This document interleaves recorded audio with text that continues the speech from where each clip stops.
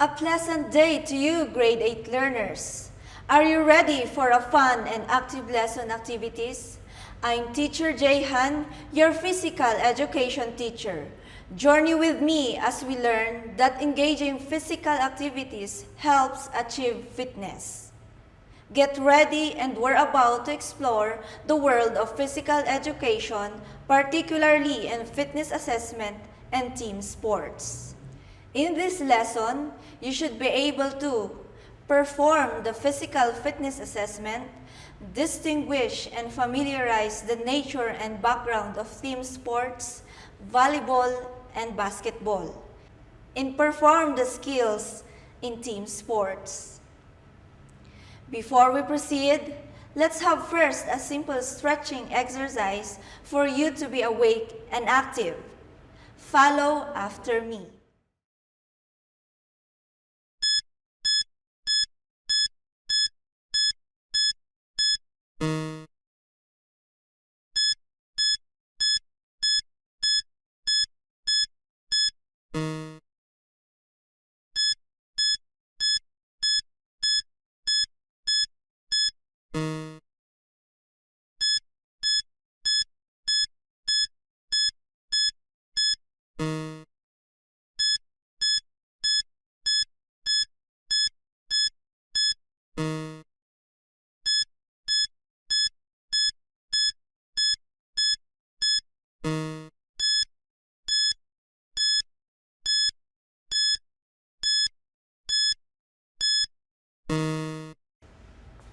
Well done, students, and that is a good start.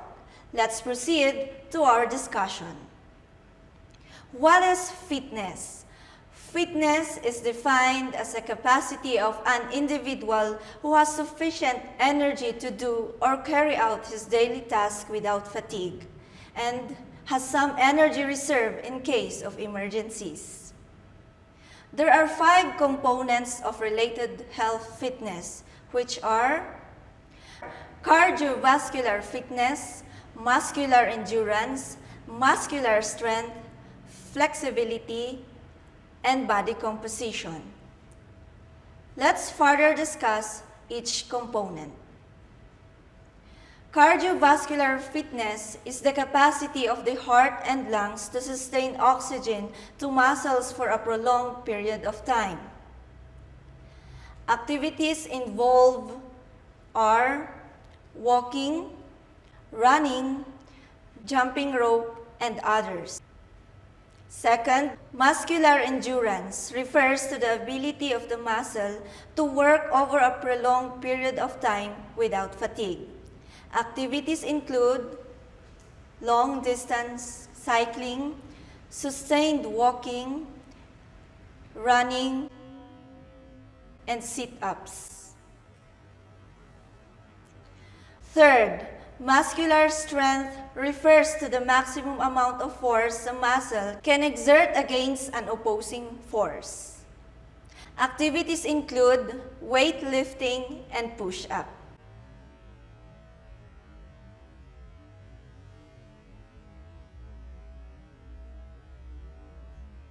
Number 4, flexibility is the ability to move a body part through a full range of motion at a joint. The sit and reach is commonly used to determine flexibility. Fifth, body composition is the ratio of body fat to lean body mass. Having too much fat tissues is a risk factor for diseases. One way we can identify our body composition is through computing our BMI, body mass index, and determining our visceral fat or waist circumference. These 5 components help determine the status of health-related fitness. It is important to know these components for us to have a plan in achieving fitness. Why do we need to exercise? Exercise is an important key to fitness. Reminders that when you exercise, it is important to know whether the exercise or activity is aerobic or anaerobic. Aerobic exercise is a non-stop, repetitive, vigorous activity that increase breathing and heartbeat rates. It improves cardiovascular conditioning and overall fitness. The activities or exercises that fall under aerobic are marathon, running, swimming, jogging, biking, and aerobics. Anaerobic exercise involves great bursts of energy in which the muscles work hard to produce energy. It includes activities such as gymnastics, sprinting, weightlifting, sit-ups, pull-ups, push-ups, and others. If you want to improve your heart and lung endurance, flexibility, and body composition, you must do aerobic exercises. But if you want to improve your muscle strength, you must do anaerobic exercises. For muscle endurance, an activity that is combination of aerobic and anaerobic is helpful. Team sports like playing basketball and tennis is a combination of aerobic and anaerobic exercises. As you can see, there are many physical activities that you can do anywhere and anytime. But what are the barriers in performing such physical activities? These are lack of time, lack of interest, lack of confidence, too tired to work out, too lazy to do exercise, lack of physical strength, failed workout programs, financial problem, and lack of family support. Then, what should we do? How are we going to overcome these barriers to engage in physical fitness activities? Get up earlier and exercise in the morning at least twice a week. Choose a physical activity that you enjoy. Avoid crowd if you are not at ease with them. Go solo, you can always exercise alone. Find time during the day when you feel energetic. Set convincing goal that you can achieve. Start with simple exercise and basic movements. Do exercise and use materials available at home. Invite family members for an outdoor activity. So students, start now and follow this guideline in making your physical activity plan. Follow the acronym FIT, which stands for frequency, intensity, time, and type. Frequency refers to the amount or number of times per week the exercise will be performed. Intensity refers to the amount of effort exerted in a workout. Performing workout must be balanced to burn energy without getting injured. Time is the simplest rule because it is just a measure of the amount of time you will spend exercising. Type refers to the exercises to be done such as aerobics, dancing, jogging, and others. Type of workouts performed must be varied to allow the use of different muscle groups. Here is an example of FIT chart. So students, start preparing your simple physical activity plan to complex one. Let's perform now some simple physical fitness assessment. Let's see how you can perform to these tests. It is more exciting and enjoyable if you will do this assessment together with your family. What are the things that we need to remember before engaging into physical tests or physical activity? First, follow the procedures in taking physical tests. Second, wear appropriate attire or physical education uniform. Do warm-up stretching exercises. It is a must. Observe safety in performing the activities. Ask help from your family member to help you in this test. And prepare a paper and a pencil to record the results. Assessment 1, Body Composition. This is to determine the body mass composition in order to know the risk level of having cardiovascular diseases, to measure the amount of fat and muscle mass in our body composition. First, let's compute our BMI, Body Mass Index. How? Get your weight in kilograms and height in meters. Follow the formula in getting your BMI.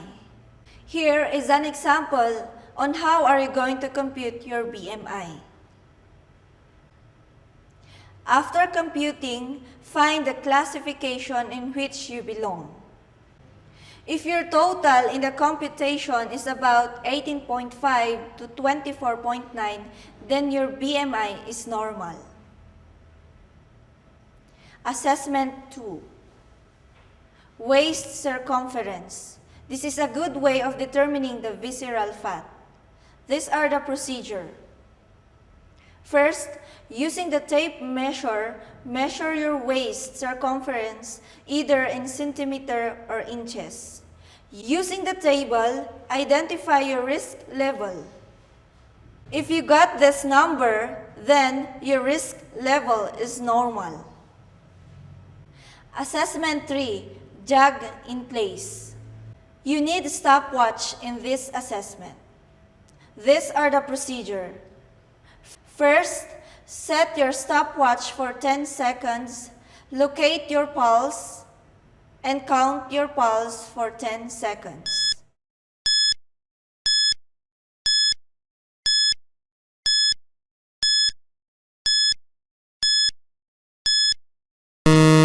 Then record the result. Second, set your stopwatch for 5 minutes. Ready? And jog in place for 5 minutes. Immediately after the jog, stand and relax. Breathe in and out. Right after, set again your stopwatch for 10 seconds. Then locate again your pulse and count your pulse for 10 seconds.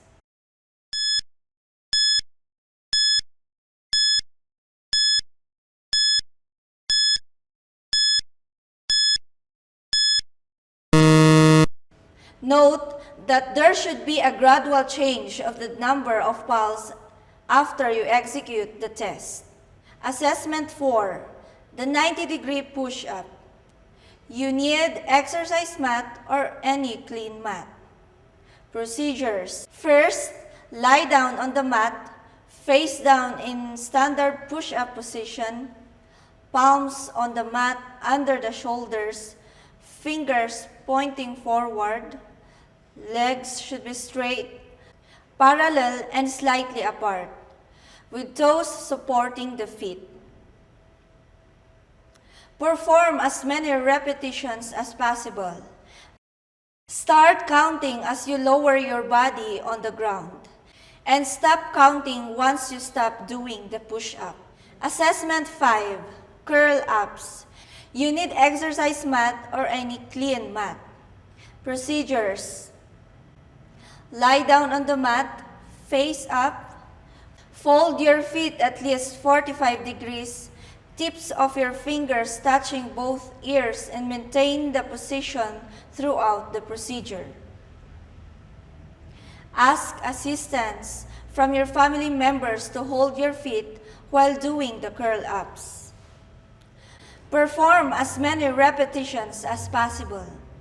Start counting as you lower your back on the ground and stop counting once you stop doing the curl-ups.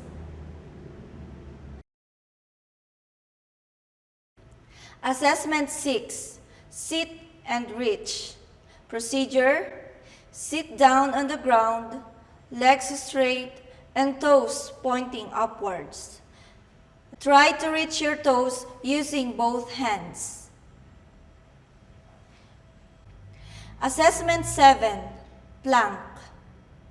Procedure: begin in the plank position, face down, with your forearms and toes on the floor.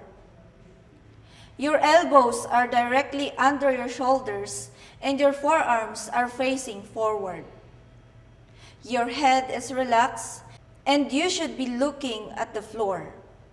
Keep your torso straight and rigid, and your body in a straight line to your toes with no sagging or bending. Set the timer and hold this position. Record the number of seconds or minutes how long did you execute this test. Great job! You've performed well the assessment. What are the results of each assessment? Students, if you're able to perform these assessments without fatigue, then basically you are physically fit. There are more assessments to undergo for you to be really physically fit. One way to achieve fitness is through engaging in sports.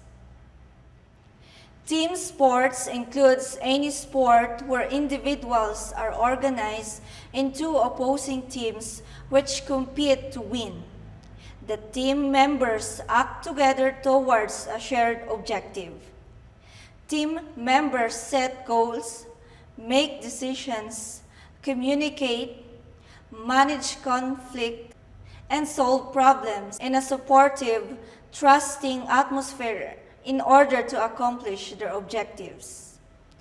Examples of team sports are basketball, volleyball, rugby, water polo, baseball, and others. Let's focus and further discuss about volleyball and basketball, wherein you will be introduced in the history and the skills involved in the game. Do you know him? He is William G. Morgan, who invented the volleyball in 1895. An instructor at the Young Men's Christian Association in Holyoke, Massachusetts, USA. Decided to blend elements of basketball, baseball, tennis, and handball to create a game for his classes of businessmen which would demand less physical contact than basketball. At that time, the game called mintonette. Volleyball is a sport played by two teams on a playing court divided by a net. The objective of the game is to send the ball over the net and ground it on the opponent's court, as well as preventing the same effort by the opponent. Each team has 3 hits for returning the ball, in addition to any block contact. The usual pattern is dig, set, and spike. The defending team will try to block the opponent's spike as it crosses the net and go to any length to keep the ball off the floor. The ball is put into play with a service hit from the back of the court over the net to the opponents. The rally continues until the ball is grounded on the playing court, goes out, or a team fails to return it properly. In volleyball, the team winning a rally scores a point. When the receiving team wins a rally, it gains a point and the right to serve, so its players rotate one position clockwise. The first team to score 25 points and be a minimum of 2 clear from the opposition wins a set. The first team to get 3 sets wins the match. Should a match to go a 5th and deciding set, this is played to 15 points and 2 clear. A team involves 6 players on the court, plus the option of using a libero player backcourt. Then up to 8 substitutes on top. These are the skills involved in playing volleyball. First, serve. It is an act of putting the ball in play by hitting the ball in an underhand or overhand technique toward the opponent's court side. Underhand serve. It is the act of serving the ball by hitting it below the waist level. Overhand serve.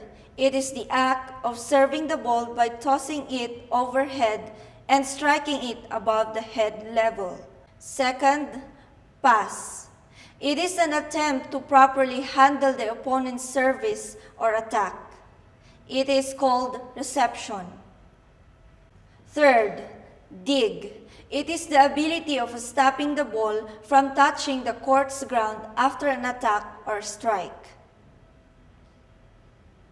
Fourth, block. The process of preventing the opponent's attempt to strike or attack.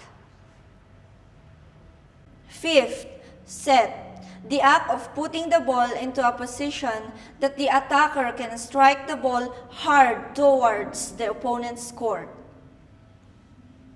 Sixth, attack. The act of striking the ball hard overhead just above the net. This is the common way of getting score in the game volleyball. These are the major facilities and equipments in volleyball. Playing court. The playing area includes the playing court and free zone. It should be rectangular and symmetrical. A playing court is rectangular shape of 18 by 9 meters surrounded by free zone of at least 3 meters wide. Center line divides the playing court into two equal courts of 9 by 9 meters each. Attack line. It is the front partition of each court measuring 3 meters from the center line until the next line of court. It is also known as the front zone. Back zone. It is the second partition of the playing court measuring 6 meters between the front zone end line and the service line. Service zone. It is a 9-meter wide area behind each end line. The net and post. The post is placed vertically in the center line where the net placed and tied in the post. The height of the net on its top is 2.43 meters for men and 2.24 meters for women. The ball, a spherical shape of a flexible leather or synthetic leather with a bladder inside made of rubber or similar materials. Its circumference is 65 to 67 centimeters and weighing about 260 to 280 grams. That is the short background of volleyball. Let's proceed to basketball. Basketball, the only major sport strictly of U.S. origin. Basketball was invented by James Naismith on or about December 1, 1891 at the International Young Men's Christian Association Training School, now Springfield College, in Springfield, Massachusetts, where Naismith was an instructor in physical education. Basketball game is played between two teams of 5 players, each on a rectangular court, usually indoors. Each team tries to score by tossing the ball through the opponent's goal, an elevated horizontal hoop and net called the basket. Each team of 5 players consists of 2 forwards, 2 guards, and a center, usually the tallest man of the team. Official games are played in 4 quarters of 10 minutes like FIBA or 12 minutes in NBA. College men's games use 2 20-minute halves. College women's games use 10 minutes quarters. And most United States high school varsity games use 8 minutes quarters. However, this varies from state to state. Skills involved in playing basketball. First, shooting. This is the act of throwing the ball with an intention of getting it into the ring or basket to earn points. This is an offensive skill that every basketball player should master to win a game. Dribbling, a skill in basketball that permits you to move inside the court.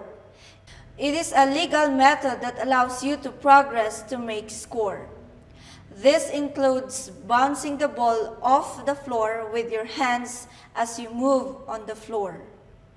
Passing, it is the skill that maximizes the player's involvement to set up a play to earn successful throw on the basket and earn score for the team. There are 3 ways to pass the ball: chest pass, bounce pass, and overhead pass. Rebounding, it is the capability to jump with power in possessing the ball as it bounces from the rim after an unsuccessful shot before touching the floor. Stealing, taking the ball away from an offensive player. If the offensive is dribbling the ball and you tap it free, whether to yourself or to your teammate. Blocking, it happens when a defensive player swats a shooting attempt from an offensive player, preventing the ball trajectory to the basket. These are the major facilities and equipments in basketball. The standard American basketball court is in the shape of rectangle, 50 feet by 94 feet. High school courts may be slightly smaller. There are various markings on the court, including a center circle, free throw lanes, and a 3-point line that help regulate play. A goal or basket is 18 inches in diameter.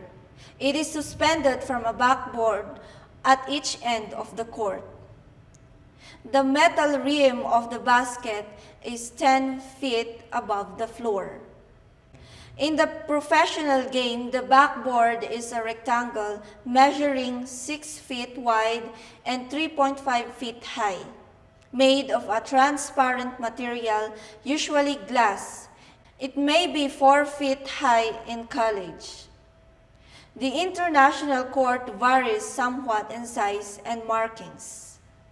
The official spherical inflated ball measures 29.5 to 30 inches in circumference and weighs 20 to 22 ounces. Its covering is leather or composition. That is the short background of basketball.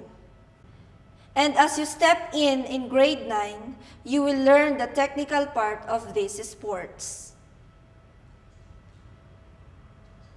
To summarize our lesson, engaging in physical activities helps improve our physical aspect. Regular exercise promotes strong muscles, bones, and helps in weight management. I hope that you enjoy and learn something in this episode. Again, I'm Teacher Jayhan, who will journey with you in your physical education. See you in the next episode.